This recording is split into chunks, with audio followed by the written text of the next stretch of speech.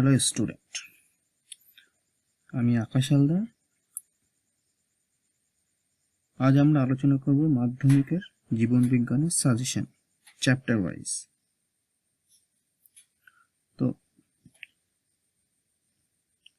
তোমাদের 2021 সালের মাধ্যমিক পরীক্ষায় আসার মতো কিছু প্রশ্ন আমরা আলোচনা করব। তার আগে আমরা জীবন বিজ্ঞানের সিলেবাস সম্পর্কে জেনে নেব, যেটা খুবই জরুরি।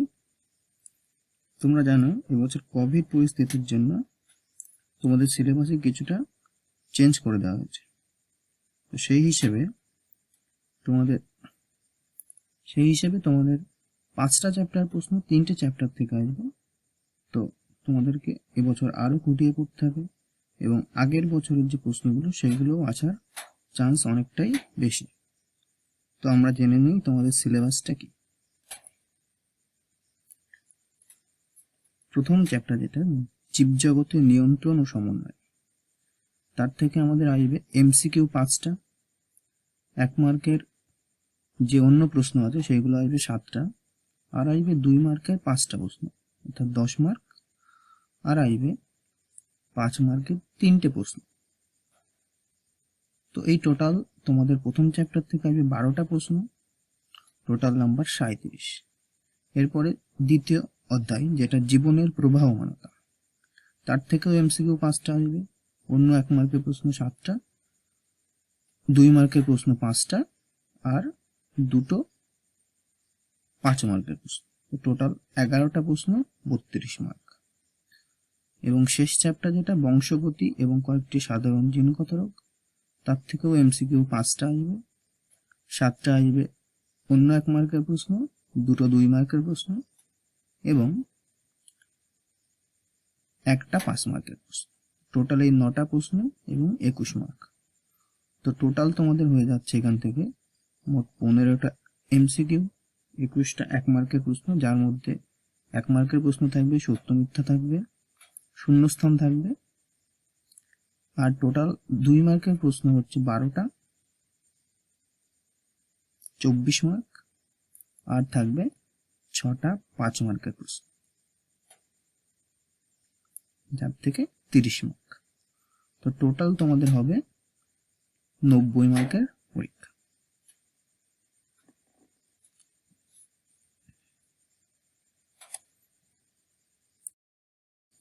তো এরপর আমরা সরাসরি প্রথম চ্যাপ্টার যে 2 মার্কের প্রশ্ন সেগুলোতে চলে যাব। তো আমাদের প্রথম প্রশ্ন চলন থেকে কি প্রশ্ন? ট্রপিক চলন ও ন্যাস্টিক চলনের পার্থক্য। সেকেন্ড প্রশ্ন হলো উদ্ভিদের চলন কয় প্রকার ও কি কি। থার্ড প্রশ্ন আলোক অনুকূলবর্তী ও আলোক প্রতিকূলবর্তী উদ্ভিদঙ্গের উদাহরণ দাও। ফোর্থ প্রশ্ন হরমোন ও উৎসেচকের পার্থক্য লেখো। 5 নম্বর প্রশ্ন উদ্ভিদ হরমোনের প্রধান দুটি বৈশিষ্ট্য।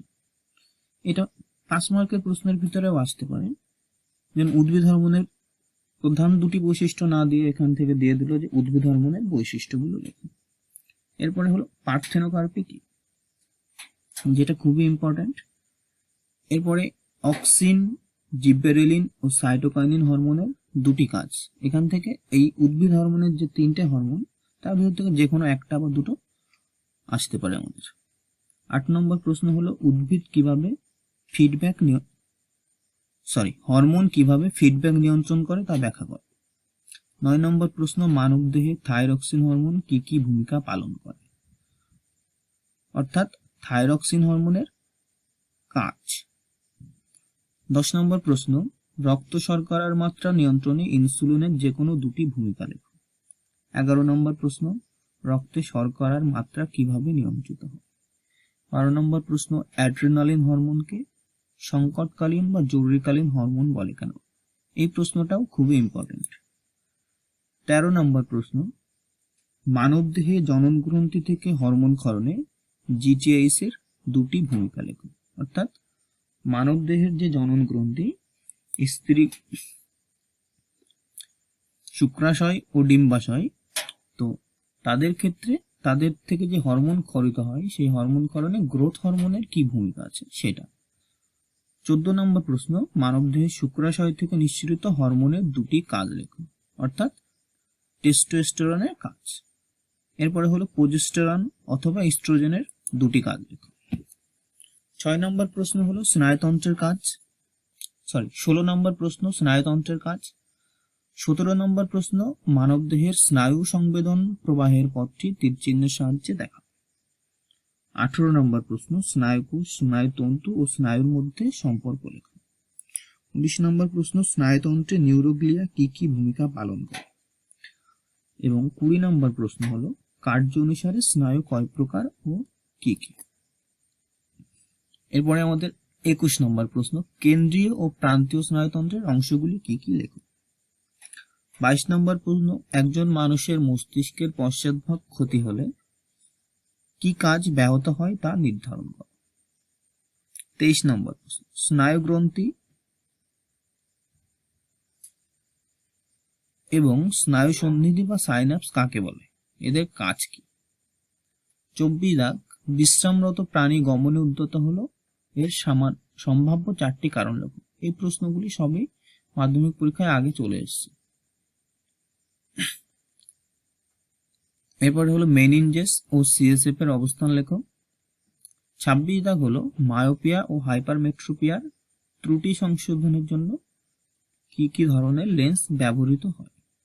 এবং 27 নম্বর প্রশ্ন, শেষ প্রশ্ন, দ্বিনেত্র দৃষ্টি কি।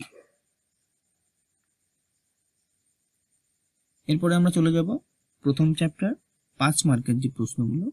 তো 5 মার্কের প্রশ্নগুলো ভাগ ভাগ করা থাকে, 3 মার্ক, 3+2 থাকে, অথবা 2+3 থাকে, অথবা শুধু 5ও থাকে।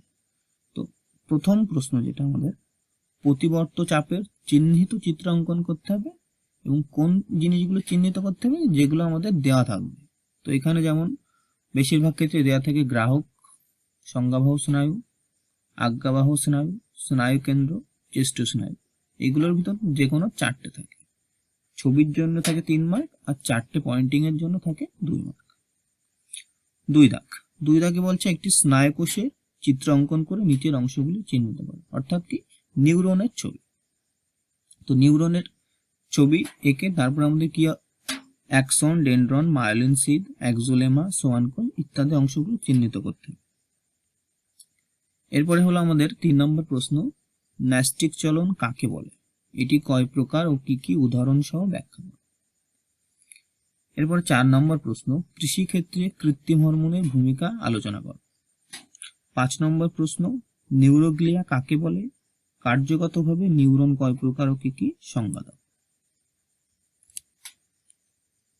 এরপরে চলে যাব আমাদের 6 নম্বরের প্রশ্ন, মানে 6 দাগের প্রশ্ন, স্নায়ুতন্ত্রকে কয় ভাগে ভাগ করা যায় ও কি কি, এবং মস্তিষ্কের বিভিন্ন অংশগুলি একটি ছকের সাহায্যে দেখা। এরপরে 7 দাগের যে প্রশ্ন, লঘু মস্তিষ্ক গুরু মস্তিষ্কের পার্থক্য লেখো এবং লঘু মস্তিষ্কের কাজগুলি লেখো। 8 নম্বর প্রশ্ন, প্রতিবর্ত ক্রিয়া কাকে বলে, উদাহরণ সহ প্রতিবর্ত ক্রিয়ার শ্রেণীবিভাগ করো। 9 নম্বর প্রশ্ন, চোখের যে কোনো 5টি অংশের কাজ লেখো। এখান থেকে আমাদের বলেও দিতে পারি যে চোখের এই 5টা অংশের কাজ লেখো। এরপরে 10 দাগ হলো গমন থেকে কি ক্ষণপদের সাহায্যে অ্যামিবার গমন পদ্ধতিটি বর্ণনা করো, এবং ওর সঙ্গেই চলন ও গমনের পার্থক্য। 11 দাগের প্রশ্ন হলো মাছের গমনে পাখনা ও মায়াটম পেশির ভূমিকা সংক্ষেপে আলোচনা করো। 12 দাগের প্রশ্ন, পাখির উড্ডয়নে ডানা ও পালকের ভূমিকা। এবং 13 দাগের প্রশ্ন, মানুষের গমনে সাহায্যকারী হাত ও পায়ের বিভিন্ন অস্থিপেশি ও সচল অস্থিসন্ধিগুলির নাম লেখো। এই গেল আমাদের 13টা 5 মার্কের প্রশ্ন, যেগুলির মধ্যে আমাদের এই যে মাছের গমনে মায়াটম পেশি ও পাখনার ভূমিকা, পাখির উড্ডয়নে ডানা পালকের ভূমিকা, তারপরে চোখের যে কোনো 5টি অংশের কাজ, লঘু মস্তিষ্ক গুরু মস্তিষ্কের হচ্ছে পার্থক্য, এগুলো ইম্পর্টেন্ট প্রশ্ন। এরপরে চলে যাব আমরা দ্বিতীয় অধ্যায়, জীবাণুর প্রবাহমানতা। দ্বিতীয় অধ্যায়ের 2 মার্কের যে প্রশ্নগুলো, 2 মার্কের প্রশ্নগুলো কি, এক দাগ হলো ক্রোমোজোম, জিন ও ডিএনএ এর মধ্যে আন্তঃসম্পর্ক নির্ণয় করা। 2 দাগ ক্রোমোজোমের রাসায়নিক উপাদানগুলি একটি ছকের সাহায্যে দেখা। 3 দাগ ডিএনএ ও আরএনএ এর পার্থক্য লেখো। 4 দাগ ডিএনএ এর পিউরিন ও পিরিমিডিন বেসের নাম লেখো। এটা একটা খুবই ইম্পর্টেন্ট প্রশ্ন। এরপরে হলো ইউক্রোমাটিন ও হেটারোক্রোমাটিনের পার্থক্য, এটাও একটা ইম্পর্টেন্ট প্রশ্ন। 6 দাগ কোষ বিভাজনের গুরুত্ব লেখো। 7 দাগ কোষ বিভাজন কয় প্রকারের হয় ও কি কি। 8 দাগ হলো অ্যামাইটোসিস কোষ বিভাজন কোথায় দেখা যায়। 9 দাগ মাইটোসিসকে সমবিভাজন বলে কেন। 10 দাগ মিওসিস কোষ বিভাজনকে রাশ বিভাজন বলে কেন। 11 দাগ কোষ চক্রের দশা ও উপদশাগুলির একটি ছকের সাহায্যে দেখা। 12 দাগ কোষ চক্রের এস দশার গুরুত্বগুলি লেখো। 13 দাগ কোষ চক্রের G0 দশা কি, উদাহরণ দাও। 14 দাগ ক্রসিং ওভার বলতে কি বোঝো। 15 দাগ জননের প্রয়োজনীয়তা কি। 16 দাগ উদ্ভিদের দুটি প্রাকৃতিক অঙ্গজ জননের উদাহরণ দাও। 17 দাগ অঙ্গজ জননের দুটি অসুবিধা লেখো। 18 দাগ স্টক ও সিয়ন বলতে কি বোঝো। 19 দাগ মাইক্রো প্রোপাগেশনের উদ্দেশ্য বা গুরুত্ব লেখো। 20 দাগ যৌনক্রমের গুরুত্বগুলি লেখো। 21 দাগ যৌন জননের সুবিধা ও অসুবিধা লেখো। 22 দাগ অযৌন জননের সুবিধা অসুবিধা লেখো। 23 দাগ ইস্টের কোরপদ্গম পদ্ধতি সম্পর্কে লেখো। 24 দাগ অ্যামিবার দ্বিবিভাজন পদ্ধতি সম্পর্কে লেখো। 25 দাগ অপুংজনি কি, উদাহরণ দাও। 26 দাগ বায়ুপরাগী ফুল কাকে বলে, উদাহরণ দাও। 27 দাগ বায়ুপরাগী ফুলের বৈশিষ্ট্য লেখো। 28 দাগ পতঙ্গ পরাগী ফুলের বৈশিষ্ট্য লেখো। 29 দাগ বৃদ্ধি নিয়ন্ত্রণকারী উদ্ভিদ ও প্রাণী হরমোনের নাম লেখো। 30 দাগ কোষের বৃদ্ধি ও বিকাশের মধ্যে সম্পর্ক কি সেটা লেখো।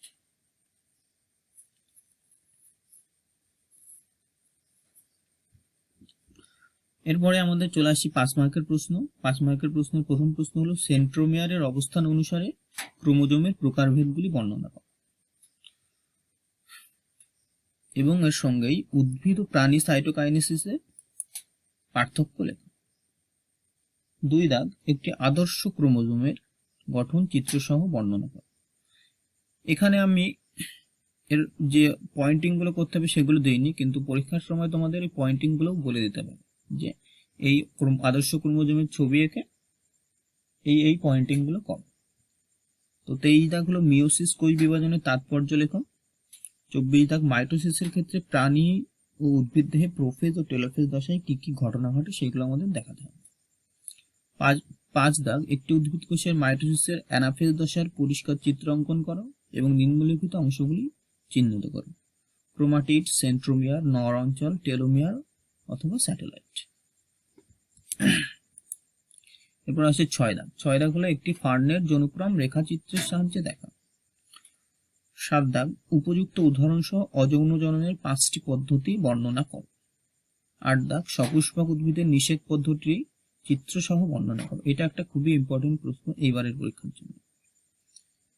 9 দাগ হলো জীবের বৃদ্ধির পর্যায়গুলি সম্পর্কে লেখো। 10 দাগ একটি সম্পূর্ণ বা আদর্শ ফুলের চিহ্নিত চিত্রাঙ্কন করো। অর্থাৎ আমাদের বইতে যেটা আছে জবা ফুলের চিত্র, সেই জবা ফুলের চিত্রটা, জবা ফুলের যে অংশগুলো আছে সেই অংশগুলো এবং আদর্শ জবা ফুলের চিত্র অঙ্কন করতে হবে। এরপরে 11 দাগ বাহকের ভিত্তিতে ইতর পরাগযোগ কয় প্রকারের হয় ও কি কি বর্ণনা দাও। অর্থাৎ আমাদের যে বাহকের ভিত্তিতে যে ভাগগুলো সেগুলোও লিখতে হবে এবং তার সঙ্গে সংজ্ঞাগুলোও লিখতে হবে।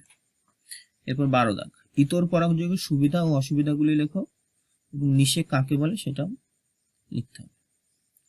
13 দাগ হলো উদ্ভিদের 3 প্রকার কৃত্রিম অঙ্গজ জননের পরিচয় দাও, অযৌন ও যৌন জননের পার্থক্য লেখো। এখানে হচ্ছে আমাদের দ্বিতীয় অধ্যায় শেষ। এরপরে আমরা চলে যাব তৃতীয় অধ্যায়, যেটা কিনা বংশগতি এবং কয়েকটি সাধারণ জিনগত রোগ।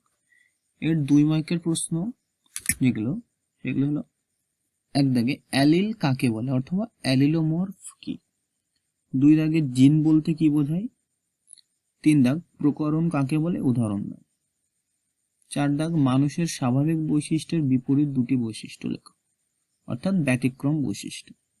5 দাগ হলো প্রকট বৈশিষ্ট্য কাকে বলে, উদাহরণ দাও। 6 দাগ প্রচ্ছন্ন বৈশিষ্ট্য কাকে বলে, উদাহরণ দাও। 7 দাগ বংশগতিতে বিশুদ্ধ বলতে কি বোঝো, উদাহরণ সহ উল্লেখ করো। 8 দাগ বংশগতিতে সংকর বলতে কি বোঝো, উদাহরণ সহ উল্লেখ করো। 9 দাগ জিনোটাইপ ও ফিনোটাইপের মধ্যে সম্পর্ক কি। 10 দাগ মিউটেশন বা পরিব্যক্তি কি। 11 দাগ মেন্ডেল তার বংশগতি সংক্রান্ত পরীক্ষার জন্য মটর গ্যাস কেন নির্বাচন করেছিলেন। 12 দাগ মেন্ডেলের বংশগতির দ্বিতীয় সূত্র অর্থাৎ স্বাধীন বিন্যাসের সূত্রটি লেখো। মেন্ডেলের পৃথক ভবনের সূত্রটি লেখো। 13 দাগ। 14 দাগ দ্বিসংকর জননের পরীক্ষায় F1 জনুতে উৎপন্ন সংকর উদ্ভিদ যদি Y y R হয়, তাহলে তা থেকে সকল সম্ভাব্য যে গ্যামেটগুলো উৎপন্ন হবে সেগুলো কি কি হতে পারে। 15 দাগ দ্বিসংকর জনন কাকে বলে। 16 দাগ টেস্ট ক্রস ও ব্যাক ক্রস কাকে বলে। 17 দাগ স্ত্রীদের হোমোগ্যামেটিক লিঙ্গ কেন বলে, অর্থাৎ হোমোগ্যামেটিক ফিমেল কেন বলে। 18 দাগ হলো সহপ্রকটতা কাকে বলে, উদাহরণ দাও। 19 দাগ পুত্র সন্তান সৃষ্টি হওয়ার কারণ ব্যাখ্যা করো, অথবা মানুষের লিঙ্গ নির্ধারণে Y ক্রোমোজোমের ভূমিকা কি। 20 দাগ হলো থ্যালাসেমিয়া কি, এই রোগের লক্ষণগুলি লেখো।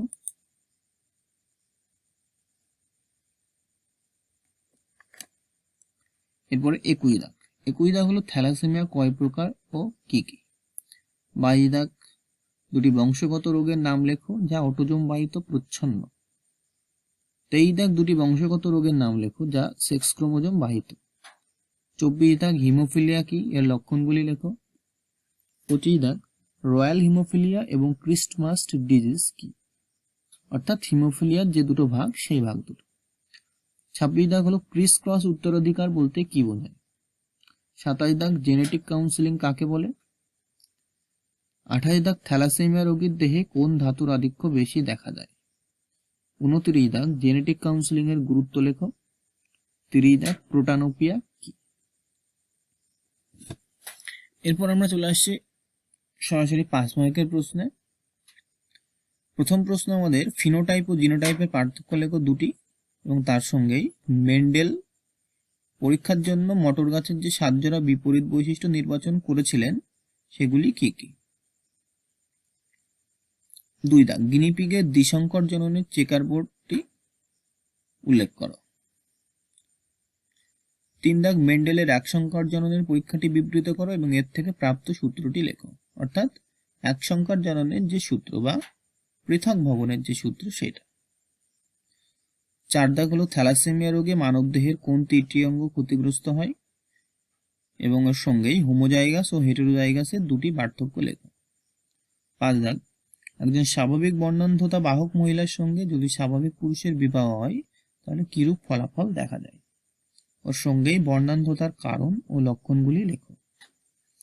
6 দাগ বংশগতিতে মেন্ডেলের সূত্রের অসম্পূর্ণতা চেকার বোর্ডের সাহায্যে দেখাও, অর্থাৎ অসম্পূর্ণ প্রকটতার যে চেকার বোর্ডটা সেটা আমাদের দেখাতে হবে। তো এই হয়ে গেল আমাদের টোটাল যে 3টে চ্যাপ্টার আমাদের জীবন বিজ্ঞানের জন্য, তার কিছুটা সাজেশন ওয়াইজ প্রশ্ন, যে প্রশ্নগুলো তোমরা উত্তর তৈরি করার চেষ্টা করো নিজেরা। তো ভালো লাগলে আমাদের চ্যানেলটি সাবস্ক্রাইব করো। আজকে এখানেই শেষ করছি।